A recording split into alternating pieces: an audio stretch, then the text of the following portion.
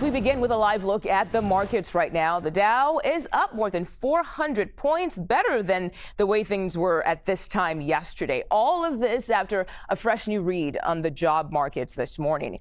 A new report shows the U.S. added a total of 139,000 jobs for the month of May, and that is slightly above what economists predicted, but down from the 147,000 added in April. The key takeaway, though, the labor market is gradually slowing down. Now, before that read, President Donald Trump took to social media saying this. He said prices are down, income is up, and our border is closed. Gasoline is cheap. Inflation is dead. Our country is booming. Companies are pouring into America like never before. But we've got team coverage to help us make sense of what's really going on here. Standing by is CBS News correspondent Natalie Brand. She's live at the White House. But first, we go to Kelly O'Grady to help us break things down for what this means for the economy and also your wallet as well. She is our MoneyWatch correspondent. Kelly, so good to see you today. You're live at the New York Stock Exchange for us. What are the numbers really telling us?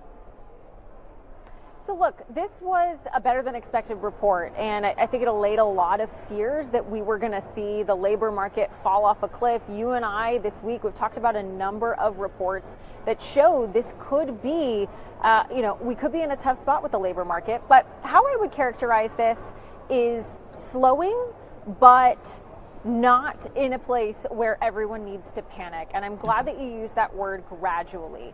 This is what we are seeing. I think the bigger takeaway, though, is not the number from May, but April and March were revised down a total of 95,000 jobs across those 2 months.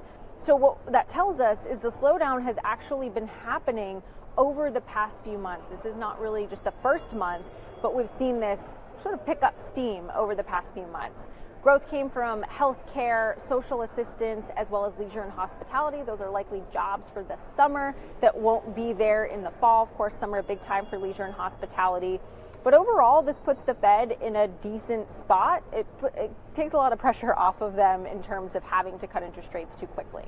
Okay, and that was actually going to be part of my next question. All eyes obviously are on the Federal Reserve right now and what they'll do during their next meeting. So do you think Jerome Powell is expected to actually cut rates after this? I assume the answer is no.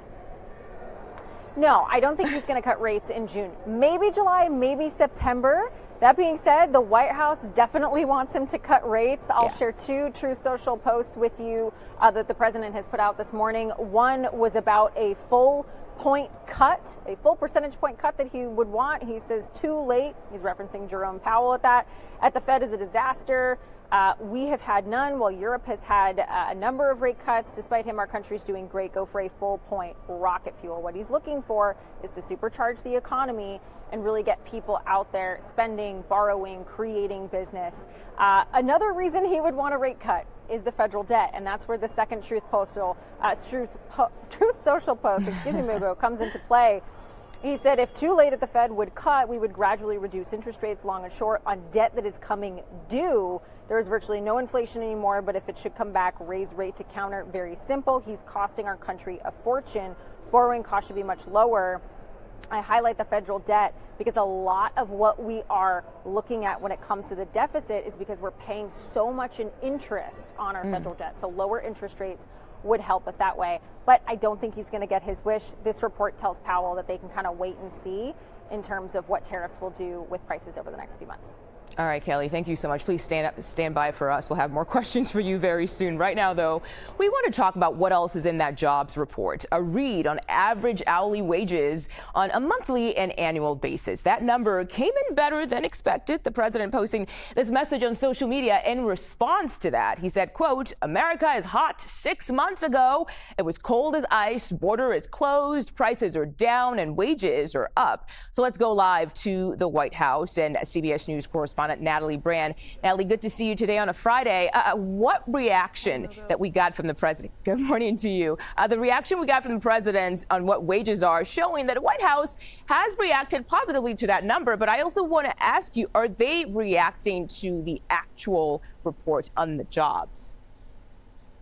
Well, the White House and the president, in a series of posts about the economy, are touting this report. The president in a new tweet saying great jobs numbers. But notably, one of the areas that saw declines in the jobs report was federal employment, federal jobs, which, is a result of the months now of cuts that we've seen as a result of the Department of Government Efficiency, formerly led by Elon Musk, where we are now also seeing this very public and personal feud.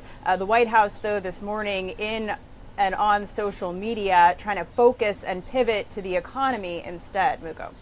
And speaking of that, we know there's this back and forth between Elon Musk and obviously President Donald Trump, a war of words between them. Can you break down what happened there? I'm sure a lot of people were paying attention to X and saw some comments from Musk yesterday. Yeah, this feud just simply exploded on social media yesterday afternoon. And it was really after President Trump, for the first time on camera, made public comments about Musk's criticism of the president's tax cut and spending bill that's now, over on Capitol Hill being negotiated in the Senate. And he said that he was disappointed with Musk. Following that, we saw this just barrage of posts on social media with Musk attacking Trump, saying, that he wouldn't have been elected had it not been for him. Obviously, we know he spent a lot of money last election cycle. It also took a very personal turn when Musk even on social media alleged that Trump's name appeared in the Epstein files. Now, the White House, a source saying it's known at this point that President Trump kicked Epstein out of his Palm Beach golf club years ago. So, this really got very deeply personal. President Trump, even though he hosted Musk in the Oval Office just 1 week ago, giving him a key to the White House to thank him for his work on Doge. He's now saying he asked him to leave the administration and that he was, quote, or Musk was, quote, wearing thin. And then there's also this talk about Musk just being deeply upset about cuts to electric vehicle credits in the House legislation. But where are we this morning? Well, President Trump had a phone call, or I should say CBS News, as Robert Costa had a phone call with President Trump, and he seemed to try to downplay this feud, telling Costa that he is focused on moving forward with the presidency, focused on foreign policy and domestic matters, and not this feud.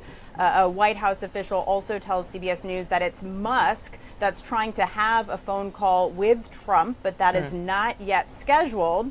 And another White House official trying to downplay Musk's criticism of the GOP bill of tariffs, which is something else Musk went after today, spoke to us here at the White House. Peter Navarro, who's a trade advisor. I asked him about this fallout's potential impact on Doge moving forward. Here's what he had to say. Falling out that we've seen on social media impact Doge efforts into the future? No.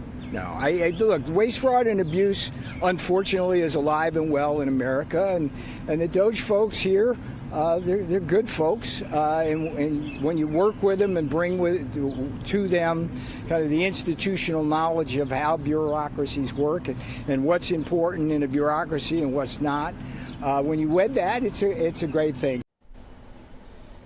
So really what we're watching here at the White House is, does this situation de-escalate? Speaker Mike Johnson over on Capitol Hill spoke to reporters a short time ago and expressed that he hopes the two do, in fact, reconcile. Mugo.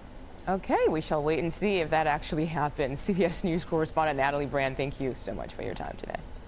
All right, let's go back to Kelly O'Grady. Kelly, a quick question for you here. How are the shares of Tesla reacting to this back and forth between Musk and President Trump? Well, Mugo, you know that I always love to use the word uncertainty, right? Shareholders don't love uncertainty when it comes to this relationship between Trump and Musk. So yesterday, the stock lost over 14%. That equated to roughly $150 billion in market value for Tesla, quite a lot. Yeah. And the reason is that, look, I mean, Tesla shareholders didn't love how much Musk was involved in the government. They wanted him focused on the EV maker. But there's also benefit in having the ear of the president. So they did want at least that to be kept going for the future. Stock lost a lot. Today, though, I'm looking at it right now. We're back about a 6.7%. So clearly people are getting back in. They're seeing the fact that this is tapering off at least for the time being.